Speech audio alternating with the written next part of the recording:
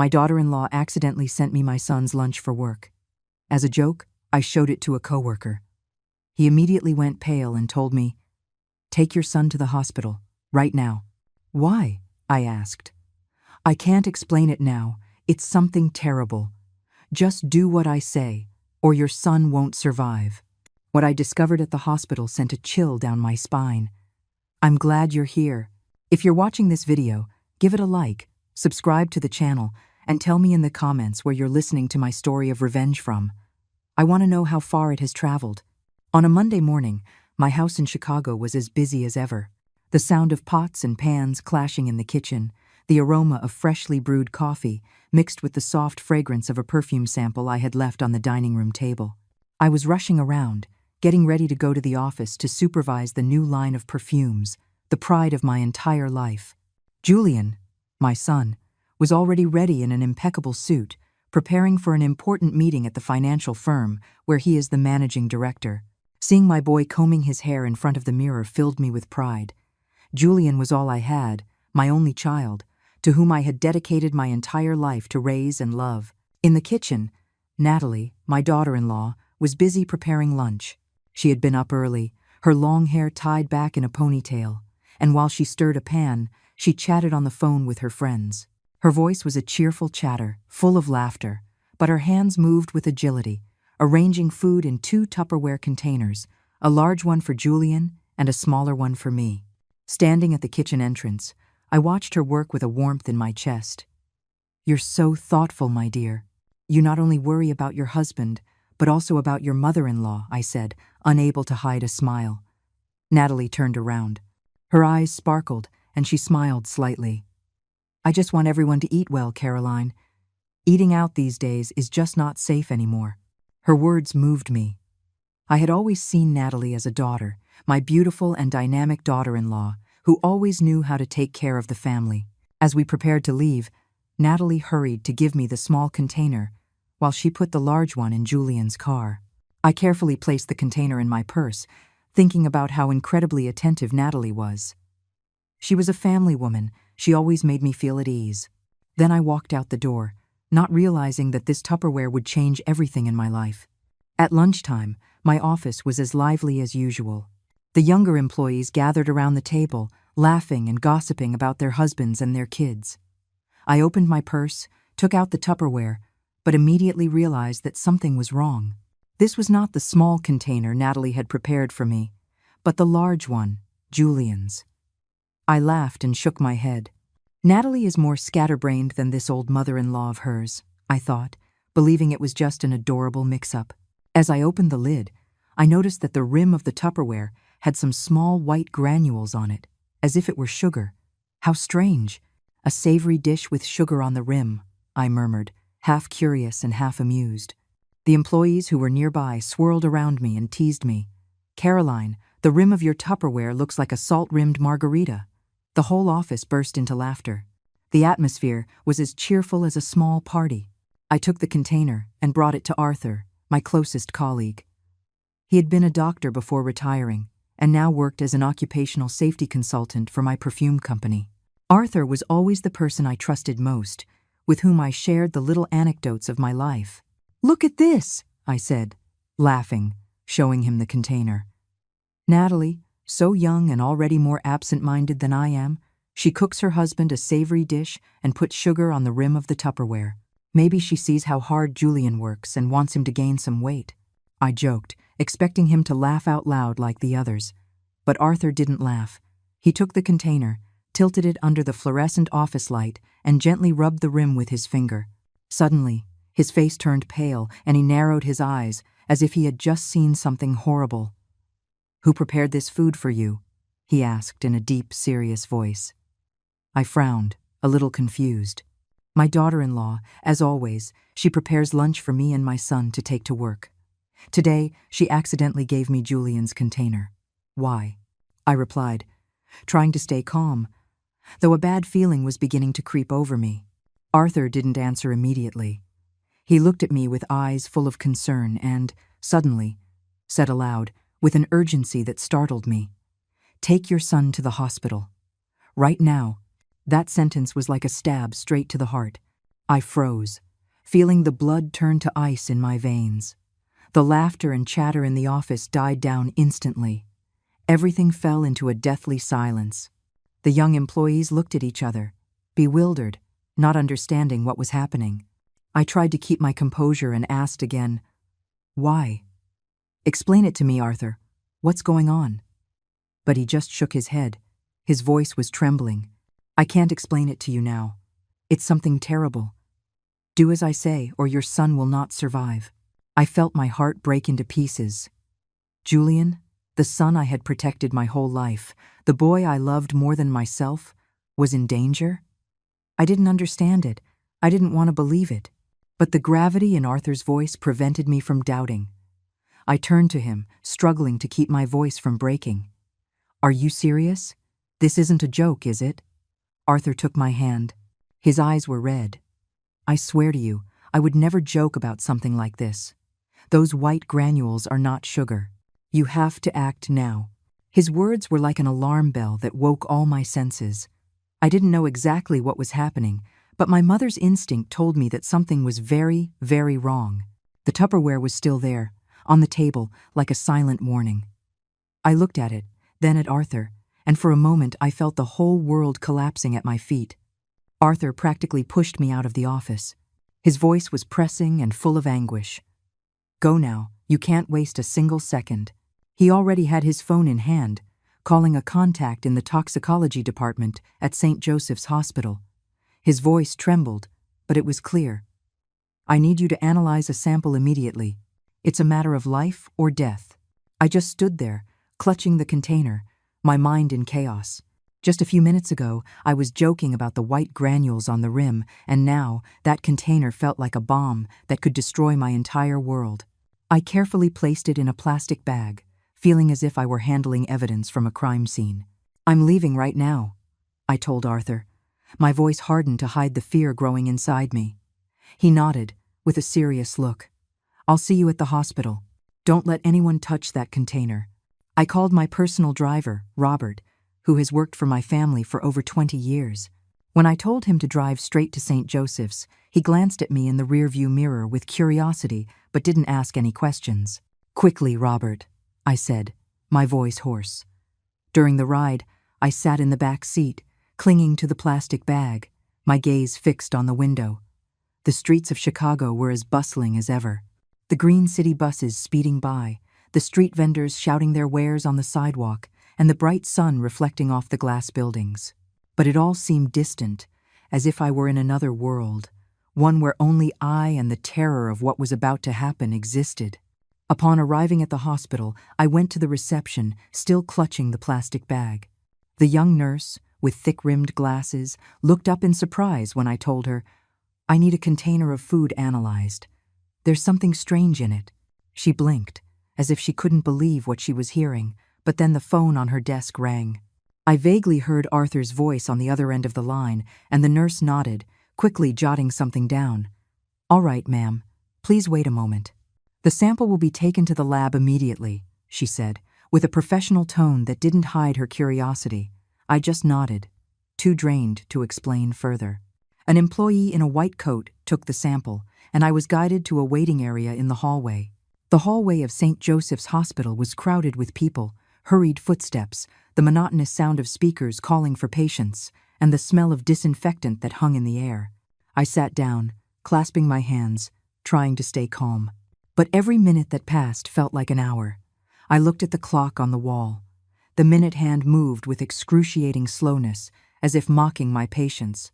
In my mind, images of Julian appeared, as a child, running through Lincoln Park holding my hand. Older, on the podium receiving his university degree, with a radiant smile, and even the more recent times when he complained of being tired, rubbing his stomach with a weak voice. "It must be stress from work, Mom." I had thought it was just stress, like any other young man, but now Arthur's words echoed in my head, "Or your son will not survive." I felt my heart tighten. How could this be? Who would want to harm Julian, my good, hard-working son? I took out my phone and dialed Julian's number. It rang, but he didn't answer. I knew he was in an important meeting, but the silence on the other end of the line made my heart sink. I left him a message. My fingers trembled as I typed. Julian, you need to get a medical checkup today. In secret, don't tell anyone, not even your wife. I hit send and stared at the screen, waiting for a reply. But nothing. I told myself to calm down, but the anxiety grew, like a wave about to drown me. Finally, after an eternity, a young doctor came out of the laboratory. He wore an ID badge with the name Miller. His face was serious, but his gaze was kind. "You're the person who brought the food container, right?" he asked, holding a sheet of paper. I nodded, my heart pounding as if it wanted to leap out of my chest. He sat next to me and said, slowly but clearly, "We analyzed the food sample. It contains arsenic. It is an extremely toxic substance. If consumed continuously over a long period, it causes damage to the stomach, liver, kidneys, and can even lead to death." I heard his words and was paralyzed. The word arsenic echoed in my head, as sharp as a razor. I was stunned, unable to say anything. I just stared at the doctor, hoping I had misheard. "But doctor," Miller continued. His voice became more grave. "Symptoms such as fatigue, abdominal pain, nausea, perfectly match chronic poisoning. If your son has been eating these foods for a long time, there is a high risk that he has been poisoned." My mind was spinning. I suddenly remembered the times Julian complained of being tired. The nights he sat on the sofa rubbing his stomach, his face pale. "It must be the pressure from work," he used to say, and I had believed him. I took him to the doctor, but they only prescribed vitamins and recommended rest. How could I have imagined that, in those very lunches prepared with so much care every day, a deadly poison was hidden? I clenched my fists, my nails dug into my skin, trying not to break down right there. "Thank you, doctor," I whispered, my voice choked. "Doctor," Miller nodded, placed a comforting hand on my shoulder, and left. I walked out of the hospital, feeling like my feet weighed a ton. Sitting in the car, I hugged the plastic bag containing the Tupperware, as if it were the last piece of evidence of a terrifying truth. The streets of Chicago were still noisy, with the sound of horns and people's laughter, but I no longer heard anything. In my head, there was only one question that repeated over and over. Who did this? Who would want to harm Julian? And then, a thought chilled my blood. Natalie, my daughter-in-law, the one who had prepared that food. The person I had always trusted, whom I loved like a daughter. No, it can't be, I told myself. Natalie was always so attentive. She took care of Julian with every meal, at every moment. But then, the image of the white granules on the rim of the Tupperware appeared in my mind, and Arthur's voice echoed. "It's something terrible." I took out my phone and checked the message I had sent to Julian. Still no reply. I wanted to call again but stopped my hand. If it was Natalie, I couldn't let her suspect anything. I needed time to investigate, to protect my son. Sitting in the car, I looked out the window. The evening light reflected off the skyscrapers, but in my heart there was only darkness. Julian was all I had. I had lost my husband 10 years ago, and I had built the perfume brand by myself to leave it to my son. I couldn't lose him. I couldn't. That afternoon, I couldn't go home right away. My mind was still in turmoil after what Dr. Miller had told me at St. Joseph's Hospital. I needed answers, a clue to understand why this nightmare was happening to Julian. I decided to drive directly to the office of Mr. Wallace, my personal attorney, who had helped me with all the legal matters of my perfume brand for over 20 years. If there was anyone who thoroughly understood my estate and what I had arranged, it was him. When I entered his office, Mr. Wallace was sitting behind his desk, with his gold-rimmed glasses, carefully reading a file. Upon seeing me, he looked up and gave me a kind smile. "Caroline, what a surprise to see you here without an appointment. Is something important?" I sat in the leather chair in front of him, getting straight to the point. "Mr. Wallace, I need you to review my will and all the documents of my estate, right now." My voice sounded firmer than I expected, as if I were trying to hide the storm of emotions I felt inside. Mr. Wallace frowned, but asked no more questions. He stood up, opened a filing cabinet, and took out a thick folder.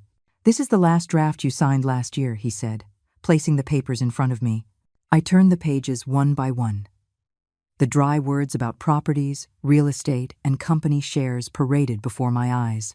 But when I reached the section on the distribution of the inheritance, I felt my blood run cold. In the will, I had clearly stipulated that my assets would be divided equally between Julian and Natalie, my son and my daughter-in-law, whom I had always considered a daughter. But there was a clause that made me shudder. If one of the two passed away before me, the survivor would automatically inherit the entire estate. That is, if Julian died, Natalie would become the sole heir. I looked up at Wallace. My voice trembled. And if I'm still alive, could she get anything? Mr. Wallace adjusted his glasses. His voice was grave and clear. If you are still alive, you remain the owner of the perfume brand and have every right to change the will at any time. But if Julian were to pass away before you, his personal assets, properties, investments would gradually pass into Natalie's hands. When you pass away, legally, that is the shortest path for her to get everything. He paused, looking at me as if to make sure I understood the weight of his words. I nodded, but inside, everything was collapsing. The pieces of the puzzle were starting to fit together, and the picture that was forming left me frozen. On the way home, I couldn't stop thinking about Natalie.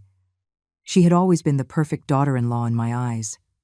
Beautiful, attentive, she always knew how to make me happy. But now, my memories of her felt distorted. I remembered the times she discreetly asked me about the value of the brownstone in Lincoln Park, or her casual questions about my investment projects in Scottsdale. Once, during dinner, she let it slip.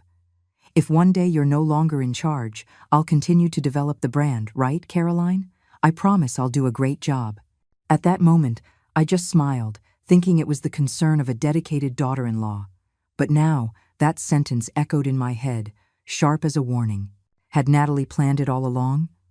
Did she see Julian and me not as her family, but as obstacles on her path to an immense fortune? When I got home, it was almost dark. The yellow light from the porch illuminated Natalie's figure, sitting in a wicker armchair, checking her cell phone. She looked up and smiled at me, as radiant as ever. "You're home, Caroline? I just booked an appointment at the spa for the weekend. Do you want to come with me? They have an amazing, relaxing massage package." Her voice was soft and carefree, but it no longer gave me the same warmth. I looked into her eyes, trying to find a sign, a hint of doubt, a flicker of guilt, but I saw nothing but that perfect smile. "I already have a commitment, my dear. You go with your friends," I replied curtly, quickly entering the house. I didn't want her to see how my hands were trembling, nor the fury and pain I was trying to suppress in my gaze. In the living room, I collapsed onto the sofa and put my hands to my head. My heart was divided. One part of me refused to believe that Natalie, the girl I had welcomed into my family with open arms, could do something so monstrous. But the other part, a mother's reason, screamed at me that I had to protect Julian, even if it meant facing the cruelest truth. I remembered the early days, when Julian brought Natalie home to introduce her. She was shy, held Julian's hand, and told me, "I promise I will take very good care of him, ma'am." I believed her. I thought I was lucky to have a daughter-in-law like her. But now, each of those memories was like a knife stabbing into my heart. The next morning, I woke up with a heaviness in my chest, as if a rock were crushing me. Sleep had done me no good. I only had nightmares about Julian, about the Tupperware, and about Natalie's smile, a smile I no longer knew was real or a mask. I put on a dark blue blouse, the color Julian once said made me look very imposing, and drove to his office in downtown Chicago. I didn't warn him.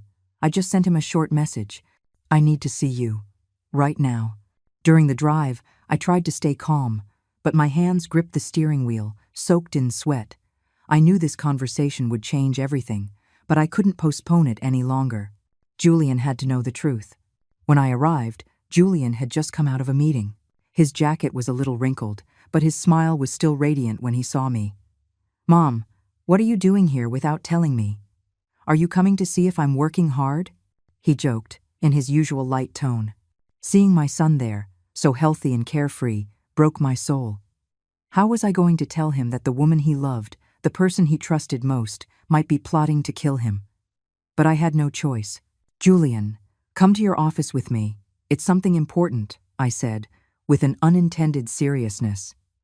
He frowned, his smile vanished, but he nodded and led me to his private office. The office was spacious, with a large window overlooking the bustling city. Julian sat down and gestured for me to take a seat in front of him. "What's wrong, Mom? Why so serious? Is there a problem with the perfume company?" he asked, still thinking it was a normal conversation. I didn't answer immediately. I opened my purse and took out the folder with the lab results from St. Joseph's Hospital and the copy of the will that Mr. Wallace had given me the day before. I put them on the desk, pushed them towards him, and looked him directly in the eyes. "Read it, Julian," I said, my voice hoarse with contained emotions. Julian took the documents and began to turn the pages. His expression changed rapidly, from indifference to confusion and then to a deathly pallor. When he read the lab results, I saw his hands tremble, making the paper crinkle. "Arsenic? In my food?" He looked up, his eyes wide, as if he couldn't believe what he was reading. I took a deep breath, trying to keep my voice steady, and told him everything. How I had mixed up his Tupperware, the white granules on the lid, Arthur's warning, and the lab results confirming the presence of a deadly poison. I told him slowly, detail by detail, as if by speaking quickly I couldn't bear the weight of the truth. Julian was paralyzed, still clutching the papers. He shook his head again and again, as if wanting to reject it all. "It can't be, Mom," he said with a choked voice. "Natalie loves me. She loves our family. She cooks for me every day, takes care of me in every detail. How could she?" His voice trailed off, and I saw his eyes turn red. Seeing my son like this tore me apart inside. I wanted to hug him, tell him it was all a misunderstanding, but the evidence was in front of us. I couldn't lie to him, or to myself. I let Julian process the shock, and then I said, in a slow but firm voice, "I know it's hard to believe, son. I don't want to believe it either. But the proof is here. And do you remember how your health has been these last few months? The times you complained of being tired, of stomach pain, of nausea. I thought it was because of work, but now I know it wasn't." I paused and looked into his eyes. "Julian, I can't lose you. I need you to face this truth, however painful it may be." Julian lowered his head, covering his face with his hands and closing his eyes tightly. I knew he was trying to connect the dots. The nights he came home exhausted, the times Natalie brought him orange juice, or the meals she prepared for him with a tender smile. Suddenly, he slammed the table hard, startling me. "If this is true," he said, his voice trembling with rage, "then she didn't just betray me. She wants to steal your legacy and destroy our family." I saw in his eyes a pain mixed with determination, as if he had just realized that the life he believed in had been shattered by the person he loved. I took his hand and squeezed it tightly. "You and I have to cooperate with the police," I said, with a determined voice. "We can't face her alone. If we stay quiet, you'll be in more danger." Julian looked at me. His eyes wavered between pain and doubt. I knew he still loved Natalie, that he still wanted to believe there was some explanation. But then he took a deep breath and nodded, his eyes red. "Mom, I'll do what you say. We're going to unmask her. I can't let you suffer another loss." That same afternoon, Julian and I went to the police precinct to see Detective Bryant, whom I had met at a business seminar a couple of years ago. The detective was a middle-aged man, with graying hair, a deep voice, but with a penetrating gaze. We sat in a small office with white walls that smelled of coffee. I told him the whole story, from the Tupperware to the lab results, while Julian added details about his health. Detective Bryant listened attentively, taking notes, nodding from time to time. "This is a very serious case," he said, in a serious tone. "We will keep the Tupperware as evidence, and we will plan to install cameras in your house to monitor her. We will also need to analyze more food samples." He looked at me and then at Julian. "But you both must maintain absolute secrecy. We can't let the suspect know we are investigating her." Julian nodded, but I saw him clench his fists. "Understood," he said in a hoarse voice. I knew he was fighting with himself, with the love he once felt for Natalie. When we left the precinct, Julian remained silent for a long time. We were in the parking lot, in the midst of the bustle of Chicago. I looked at my son, the young man I had raised, who now seemed to have aged 10 years in a single day. "Mom," he turned to me, his voice choked. "I never imagined that the person sleeping next to me every night would want to kill me. But for you, for the brand, for our family, I will be strong." I went to him and hugged him tightly. His body trembled, and I felt his pain mix with mine. "Son, I'm here," I whispered, as tears fell silently. "We will get through this together." My heart was aching but filled with determination. From now on, we were no longer the victims. We were going to turn the tables, and I would do anything to protect my son, no matter the price. After leaving the police station, Julian and I sat in the car. No one said a word for several minutes. The car's engine hummed monotonously, but inside me, everything was a whirlwind. We had just entered a war where the enemy was someone we considered family. Julian stared out the window, his face tense, and his hands clenched on his knees. I knew he was struggling with himself, caught between love and betrayal. "Mom," he finally said, his voice grave. "How are we going to expose her? I don't want to drag this out any longer." Feeling my determination grow. "We're going to make her lose her patience, Julian. If she really has a plan, she'll make a mistake." Upon arriving home, I immediately called Detective Bryant to discuss the plan. He listened and then suggested in a firm voice, "Attack her motive, the money. If what she's after is the estate, make her believe the opportunity is slipping away. She'll panic and act rashly." His words were like a flash of lightning in my mind. I immediately thought of the will, something that seemed to interest Natalie greatly. If I made her believe that the fortune was about to slip through her fingers, she wouldn't be able to stay calm. "I know what to do," I told Bryant, feeling like a strategist about to enter battle. The next morning, I called Mr. Wallace, my lawyer. "Mr. Wallace, could you come to the house this afternoon? I want to discuss a new will," I said, making sure my voice was loud while Natalie was nearby, arranging some flowers in the living room. I saw her pause for a moment, her hands still. But she quickly bent down, pretending to continue with her task. I knew she had heard me. That afternoon, when Wallace's car pulled up to the gate, I deliberately opened the main gate so Natalie could see him clearly. She was in her Porsche, saying goodbye to a friend, and her gaze slid towards the car with a curiosity she couldn't hide. In the living room, Mr. Wallace and I sat across from each other, with the window open so our voices could be heard outside. I spoke in a loud, clear voice. "Mr. Wallace, I've thought about it a lot. In 1 month, I will officially change the will. I want to donate the majority of my estate to a foundation to build a home for abandoned children. They need that money more than my children do." Wallace, whom I had already briefed on the plan, nodded and played along. "That's a very noble idea, Caroline. I will prepare the documents immediately. What percentage of your assets do you wish to allocate?" I replied, deliberately emphasizing, "At least 80%. The perfume brand, the properties, everything. I want to leave a meaningful legacy." At that moment, I heard stealthy footsteps in the hallway. Natalie passed by, with a tray of fruit in her hands, but her steps clearly paused for a second. I glanced at her and saw her freeze for an instant, her eyes wide, before hurrying on. My heart raced. She had heard it, and I knew it had touched her greatest fear. When Wallace left, Natalie accompanied him to the door, a forced smile on her lips that no longer had its usual naturalness. "Thank you for coming, Mr. Wallace," she said, but her voice trembled slightly, as if she were trying to hide something. That night, I decided to take the plan a step further. I organized a family dinner, as I used to do to maintain a warm atmosphere. Julian sat beside me, and Natalie opposite, smiling, but her eyes lacked their usual sparkle. As I poured the wine, I deliberately brought up the will again. "I've thought it over. The perfume brand is my life's work, but I want it to be linked to philanthropy. Donating my assets to the foundation is the way for me to feel at peace." Natalie nodded, pretending to agree. "How noble of you, Caroline.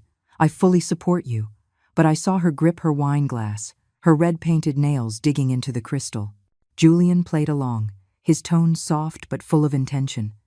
"That's right, Mom. It's very valuable that you're thinking about society. I would also like the brand to be associated with a humanitarian image in the future." I glanced at Natalie and saw her lower her face, her lips pressed tightly together. After dinner, Natalie made an excuse. I have a late spa appointment with a friend. I think I'll be a little late. She stood up, grabbed her purse, and left. I pretended to be busy clearing the table, but as I passed by the garden, I heard her talking on the phone in a low but hurried voice. We can't wait another month. We have to act now. My heart stopped. I pretended to cough and walked into the garden as if by chance. Natalie was startled and turned around with panicked eyes. Yes, my massage appointment is changed to tomorrow morning. I'm a little tired today, she said, quickly changing her tone before hanging up. I smiled and nodded. Are you tired, my dear? Then get some rest. Don't push yourself too hard. But inside, I knew she was panicking. That night, on my way up to my room, I passed by Natalie's room. The light was on, and her silhouette was projected on the curtain, pacing back and forth, the phone glued to her ear. I stood in the hallway, listening. Her voice was a tense whisper. I have to do something before that old woman signs the new will. I went back to my room. I closed the door, my heart pounding a mile a minute. I knew it was the sign that her anxiety had reached its limit. The days following that family dinner, the atmosphere in the house grew tense, though on the surface Julian and I tried to keep everything normal. But inside, I felt like I was walking on a tightrope where every step had to be careful because the slightest mistake could ruin everything.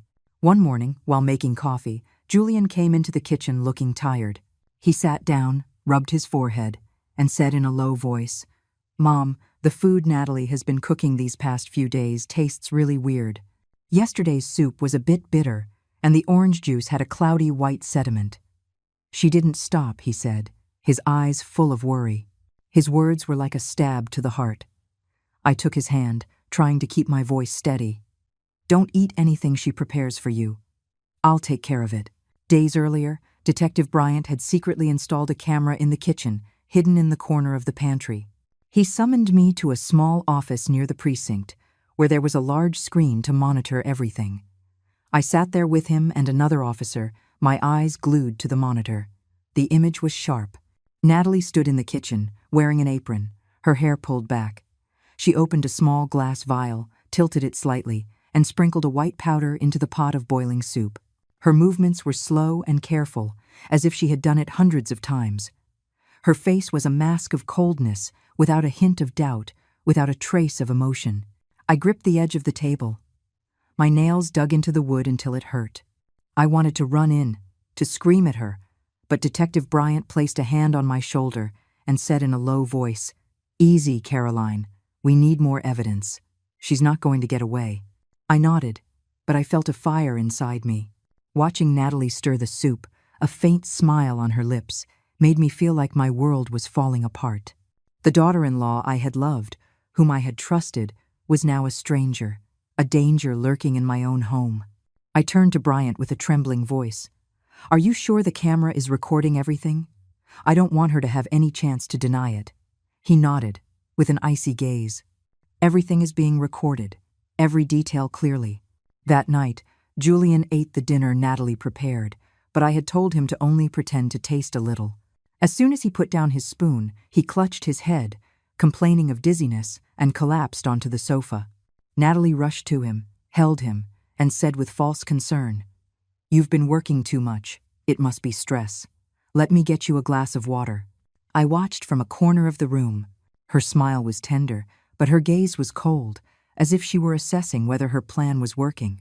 I turned away, pretending to be busy with the dishes, but my heart ached like never before. Julian was acting very well, but I knew he was suffering too. Not from the poison, but from the betrayal of the woman he had loved.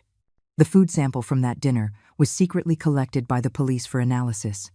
The next morning, Detective Bryant called me to his office. He handed me the sheet with the results. His voice was grave.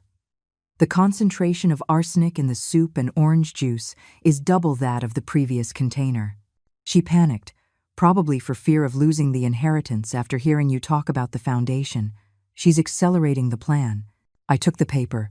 I read every line, feeling my blood run cold. "Double," I murmured, in disbelief. Natalie didn't just want to harm Julian. She wanted to do it quickly, before I could change the will. Bryant looked at me and said in a low voice, "You and your son must be more careful. She's losing control." From that day on, I started paying attention to every little detail. Every time Natalie served juice, she always served Julian first, carefully placing the glass in front of him before serving me or anyone else. Once I pretended to be thirsty and asked her to bring me a glass of orange juice. She moved nervously in the kitchen. Her hands trembled slightly as she handed me the glass. "Here you go, Caroline," she said, but she avoided my gaze, as if she were afraid I would discover something. I took the glass and smiled. "Thank you, my dear, but I'm actually craving a glass of water now." She froze for a moment and then nodded with a forced smile. Another night, Natalie brought a bowl of soup and placed it in front of Julian with a concerned air. "Eat, my love. I prepared this especially for you." I looked at Julian and gave him a look. He smiled weakly, but I spoke first. "I'm old now. I can only eat broth. Let your husband have this soup." Natalie stopped, the smile frozen on her lips. "Yes, of course," she replied, her voice a little broken, and she turned away quickly. I knew she was confused, and that gave me a strange relief mixed with pain. Every time I refused her food, I felt like I was weaving another thread in the trap we had set. Julian continued his performance, becoming more convincing each time. At work, he would deliberately rub his stomach, looking weak, which worried his colleagues. At home, he would lie on the sofa, sighing and complaining of fatigue. Natalie would look at him, a flash of satisfaction in her eyes, as if she believed the poison was taking effect. Seeing that broke my heart. Julian wasn't just my son. He was my pride, the one who would continue my dream. Seeing him pretend to be in pain to deceive the one trying to kill him filled me with both pride and a deep sadness. That same night, late, as I was passing through the hallway, I heard Natalie whispering on the phone. I stopped, pressed myself against the wall, trying to listen. "Just a few more days, after that, I'll be the only one on everything," she said, in a low but determined voice. I silently took out my phone, activated the voice recorder, and held it steady. When Natalie's voice came through clearly, I knew I had another crucial piece of evidence. I went back to my room and sent the recording to Detective Bryant with a message. "We're almost at the end." The next morning, Detective Bryant summoned Julian and me to the precinct. When we entered, he was sitting behind his desk, his gaze penetrating, but his voice calm. "We have enough evidence to arrest her, but to ensure she can't deny it, we need a final blow. A faked death for Julian will make her lower her guard and confess her plan." I looked at Julian, saw him clench his hands, his face tense. I knew he still loved Natalie, but he nodded, his voice hoarse. "I'll do it. If we keep waiting, she'll continue, and you'll be in danger too, Mom." His words were like a knife in my heart. I was proud of my son's strength, but it pained me to see him suffer the agony of betrayal. I took his hand and said in a low voice, "I'm here, Julian. We'll get through this." Detective Bryant nodded and motioned for an officer to take us to a conference room to finalize the details. The plan was meticulously laid out. The police coordinated with St. Joseph's Hospital to prepare a special room filled with hidden cameras in every corner. Dr. Evans, an old friend of Detective Bryant, agreed to help. She would create a fake medical file with a clear diagnosis of severe poisoning and cardiac arrest to make it more convincing. Julian and I spent hours with her, planning every step. Julian would pretend to be poisoned after dinner, collapsing at the table. I would be the one to call the ambulance and give Natalie the news of his death. Every detail was calculated, but the anxiety never left me. If Natalie didn't react as we expected, if she suspected something, everything could fall apart. That night, the tension in the house was thick enough to cut with a knife. Natalie prepared dinner as usual, served a bowl of aromatic soup, and placed it in front of Julian. "Eat, my love. I prepared this especially for you," she said, with a tender smile but a frigid gaze. I looked at Julian and gave him a signal with my eyes. He nodded slightly, took the spoon, pretended to taste a little, and then put it down, making a face. "I'm full today. I think I'll eat light." Natalie looked at him with a flash of disappointment, but quickly hid it with a smile. "Well, then I'll save it for you to eat tomorrow." A few minutes later, Julian began to act. He clutched his stomach, his face turned pale, and his breathing became ragged. "Mom, "It hurts so much," he whispered, before collapsing onto the table, knocking over a glass of water. I jumped up, screaming, "Julian, what's wrong with you?" My voice trembled, and it wasn't entirely acting. Seeing my son motionless, even though I knew it was fake, squeezed my heart. Natalie also shot up, rushed to him, took his hand, and screamed, "My love, wake up! What's wrong?" But the moment she leaned over, I saw a strange glint in her eyes.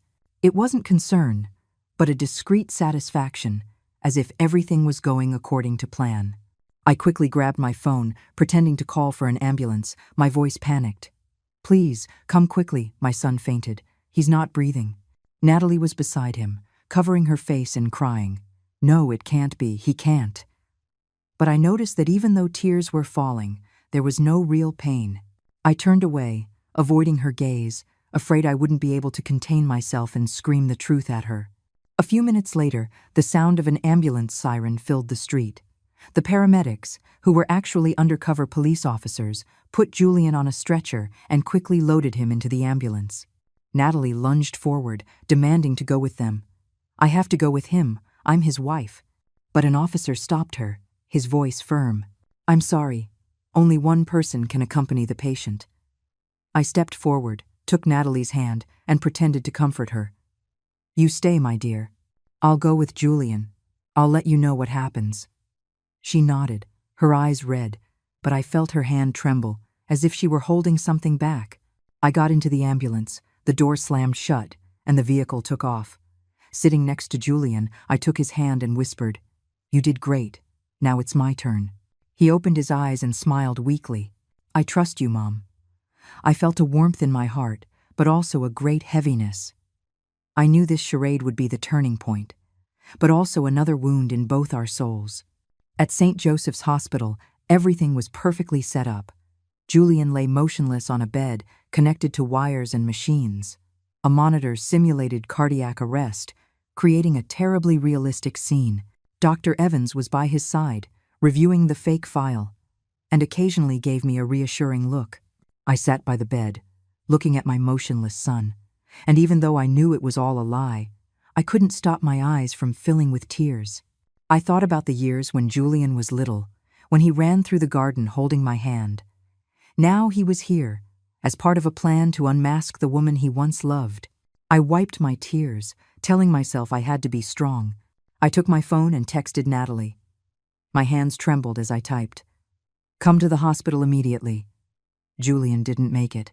I pressed send, feeling as if I had just thrown a stone into an abyss. Then I sat and waited, my heart in my throat. Every footstep in the hallway made me nervous. Detective Bryant was in a corner of the room, watching everything through the hidden camera monitor. He whispered, "You're doing very well. Now we just have to wait for her reaction." About 40 minutes after I sent the message, hurried footsteps were heard in the hallway of St. Joseph's Hospital. Natalie appeared, her hair disheveled, one heel crooked, and her eyes so red it looked like she had forced herself to cry the entire way. She lunged at me, hugged me tightly, and screamed, "It can't be, Caroline. Julian, he was so young." Her voice broke, but I could feel the falseness in every sound. I stood rigidly, trying to play the part of a devastated mother. "Natalie, calm down, my dear," I whispered, my voice choked, not from the acting, but from the rage and pain consuming me. Seeing her cry like that made me want to scream, but I knew it wasn't time yet. The play was still on, and I had to maintain my role. Detective Bryant and 3 plainclothes officers were a short distance away, pretending to be bystanders, but I knew they were watching Natalie's every move. One of them, wearing sunglasses, was discreetly recording with a small camera hidden in his clothing. Natalie noticed nothing. She continued to hug me, tears streaming down her cheeks. "Caroline, how could this have happened? I can't believe it," she sobbed. I nodded, patting her back, but inside I just wanted to push her away and confront her with the truth. I guided her, my voice trembling. "Come see Julian one last time. He's in there." I led Natalie to the special room, where Julian lay motionless on the bed, covered with a sheet up to his chest, his face pale thanks to expert makeup. The machines around him simulated cardiac arrest with faint beeps, creating a terribly realistic atmosphere. Natalie approached. Her trembling hands touched Julian's. Her tears fell in torrents, but I noticed her gaze was not one of pain. It was one of relief, a strange glint, as if a great weight had just been lifted from her shoulders. My heart sank. How could she stand there, pretending to cry, when she herself had caused all of this? Suddenly, Natalie leaned in and whispered, so low I could barely hear her, "It's finally over." She bit her lip instantly, as if realizing her mistake. But it was too late. The phrase was heard clearly, captured by the hidden microphone in the room.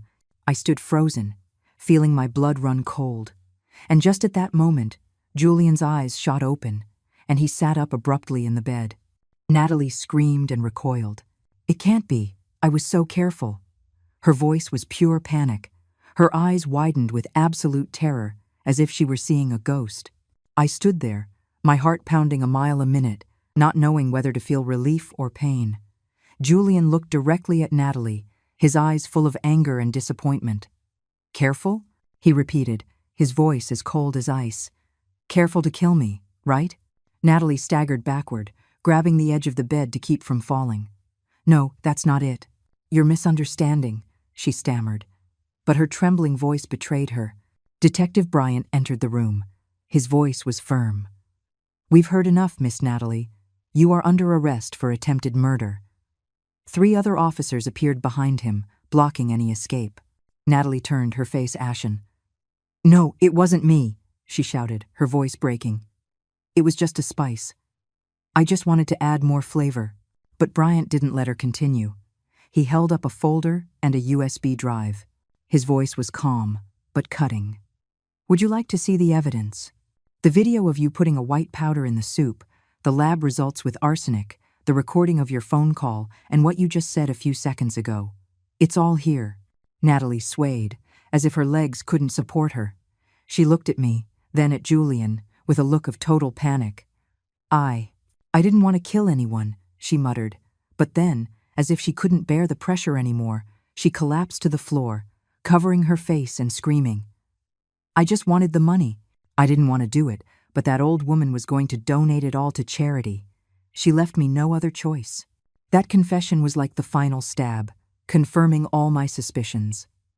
I stood there, looking at her, my heart torn between pain and relief.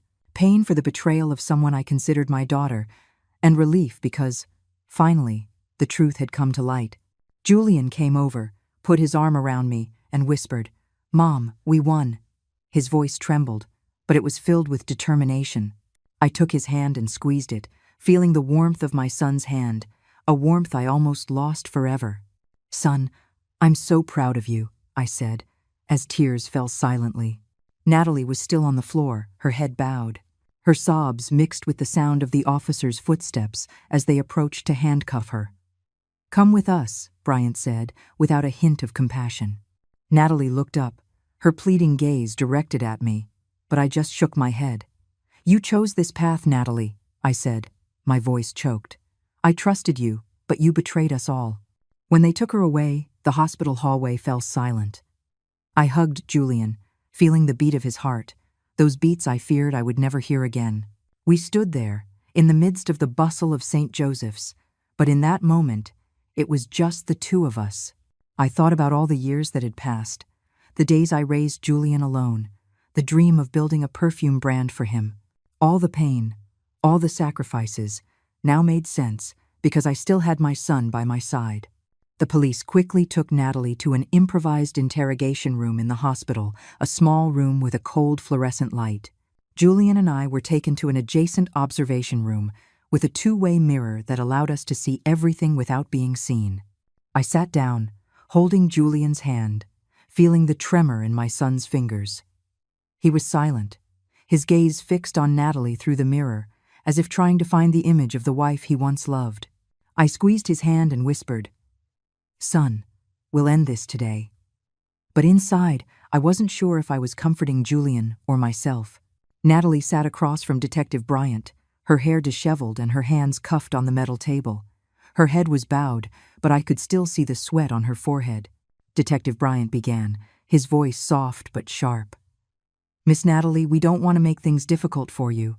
Just tell us the truth. Why did you do it?" Natalie looked up. Her eyes darted back and forth. Her voice was defiant. "I didn't do anything. You're making all this up to frame me." She spoke loudly, but her voice trembled, as if she were trying to convince herself more than anyone else. Bryant didn't respond. He silently placed a small glass vial on the table, the same one the police had found in my kitchen. "Then what is this?" he asked, his tone calm but full of pressure. "Salt, sugar, or arsenic?" Natalie stared at the vial with wide eyes but didn't answer. She bit her lip, clenching her hands so tightly that her knuckles turned white. I saw Julian beside me clench his fists. His breathing quickened. "Calm down, son," I whispered, holding his shoulder. But I too was holding back the rage boiling inside me. The interrogation room door opened, and a hospital doctor entered with some papers. "These are the results of the soup and juice samples we took from your house," he said, looking directly at Natalie. "The concentration of arsenic is enough to kill a healthy adult in a short time." Natalie shook her head, laughing nervously. Her voice broke. "No, it can't be. I was just giving him vitamins. Julian was always tired. I just wanted him to feel better." But her voice was weak, as if she didn't believe her own words. Bryant didn't let her continue. He turned on the screen on the table, and the video from the hidden kitchen camera appeared. The image was sharp. Natalie, standing in front of the pot, opening the small vial, sprinkling the white powder, and then quickly stirring, disguising it by adding a little salt and pepper. Her face was cold, without a hint of doubt. I heard Julian let out a choked sigh. He lowered his head, covering his face, as if he couldn't bear to see the woman he loved in that recording. I took his hand and squeezed it, saying nothing. My soul ached, but I knew it was time to be stronger than ever. "Do you have anything else to say?" Bryant asked. His voice remained calm but sharp as a razor. Natalie shook her head. Her eyes moved restlessly. Sweat ran down her cheeks. I don't know anything about arsenic," she stammered. Bryant signaled to the officer beside him, and an audio recording was played. Natalie's voice echoed in the room. "Just a few more days. After that, I'll be the only one on everything." It was the conversation I had recorded the night before, when she was whispering on the phone. Natalie froze, her face pale, as if she had been slapped. That's not me," she shouted, but her voice had no strength or conviction left. Julian, beside me, jumped up, his fists clenched and his eyes red. "Mom, I can't take it anymore," he shouted, about to leave the observation room. I quickly stopped him, hugging him tightly. "Son, let the police do their job. She can't deny it anymore." But seeing the pain in Julian's eyes, I knew it wasn't just rage, but a heart shattered by betrayal. The wife he had loved, whom he had trusted, was sitting there, cornered by her own actions. Bryant continued. He placed a copy of my will and my estate documents on the table, pointing to the crucial part. "If Julian died first, you would be the sole heir to all of your mother-in-law's assets. You knew that, didn't you?" Natalie looked at the papers, panic in her eyes. She opened her mouth, but couldn't say anything. Bryant went on. "You planned this for a long time, didn't you? You started with small doses of arsenic, and then increased them when you heard she planned to donate her fortune to charity." Natalie broke down crying, but they were not tears of remorse. She screamed, her voice filled with rage. "It's all that old woman's fault. If she hadn't announced the donation, I wouldn't have had to rush things like this." That sentence was like the final stab, straight to my heart. I was paralyzed, feeling the world collapse. Natalie not only wanted to kill Julian, but she blamed me, as if I had pushed her to commit this crime. Julian hugged me, his voice trembling. "Mom, don't listen to her. She doesn't deserve to make you suffer." Detective Bryant nodded to the officer beside him and signed a preventative detention order right there. "Miss Natalie will be transferred to the Central Precinct to continue the investigation," he said without a hint of compassion. Natalie collapsed, covering her face and sobbing, but no one in the room was moved. They took her away. The sound of their heavy footsteps echoed in the hospital hallway. Julian and I remained seated, silently watching through the two-way mirror, where only the empty table and the folder of documents remained. The next morning, Julian and I walked into the Chicago Police Headquarters, where Natalie had been taken for her official statement. The atmosphere in the building was heavy. It smelled of old paper and cold coffee. I took Julian's hand, feeling the tension in his fingers. We were led to a small room, where an officer told us to sit as witnesses. I looked at my son. His face still showed the pain of the previous day, but his gaze was firmer. "Mom, it all ends today, right?" he asked in a low voice. I nodded, squeezing his hand. "Yes, son. We'll put an end to this nightmare." They brought Natalie into the interrogation room, separated from us by a pane of glass. She sat with her head down, hands cuffed, her messy hair covering most of her face. There was nothing left of the glamour and charm of the daughter-in-law I had once been so proud of. The silk blouse she wore was wrinkled, her eyes swollen and red, not from crying but from exhaustion. I looked at her with a mixture of anger and pain. That woman had been part of my family, had sat at my table, had laughed with me and Julian. Now she was there, like a stranger, like someone who almost took everything I loved from me. Natalie's public defender, a middle-aged man in a gray suit, entered the room. He placed his briefcase on the table and said in a low voice, "Miss Natalie, I advise you to cooperate. The evidence against you is overwhelming." Natalie looked up with panic in her eyes, but then, as if all her strength had run out, she whispered, "I'm going to tell you everything. I don't want to hide anything anymore." That sentence left me frozen. Julian, beside me, took a deep breath, clenching his fists. I put a hand on his shoulder to calm him, but I too was trembling at what I was about to hear. Natalie began to confess. Her voice was weak but clear. "I researched arsenic on the internet, on hidden forums. I knew it wasn't easy to detect if you used small doses." She paused, swallowed, and continued.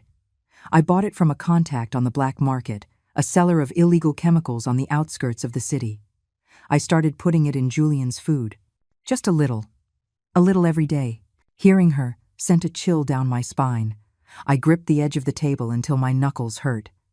The image of Natalie in the kitchen, sprinkling the white powder into the soup, appeared vividly in my mind. "I didn't want him to die right away," she said with a trembling voice. "I just wanted him to get weaker, for everyone to think it was an illness, and when he was gone, I would inherit the fortune. After that, I planned to find a way for Caroline." She hesitated, looking towards the glass as if she knew I was there. "For Caroline to also pass away naturally." Julian jumped up and slammed the table. "You wanted to kill Mom too," he shouted, his eyes red. I pulled him down to sit and hugged him tightly, whispering, "Son, calm down. She can't hurt us anymore." But inside, I felt shattered. Natalie not only wanted to steal my son, but she had also targeted me, all for limitless ambition.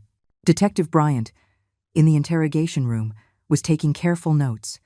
He asked in a calm voice, "So, what was your motive? Just the money?" Natalie nodded. Tears streamed down her face, but I saw no remorse. "I had nothing," she said. "I grew up in poverty. When I married Julian, I thought I would have a different life. But then she said she would donate her entire fortune to charity. I couldn't let that happen." I covered my face. Tears fell silently. I once thought Natalie was the ideal daughter-in-law. I believed she truly loved Julian. But now, the truth was revealed like an open wound.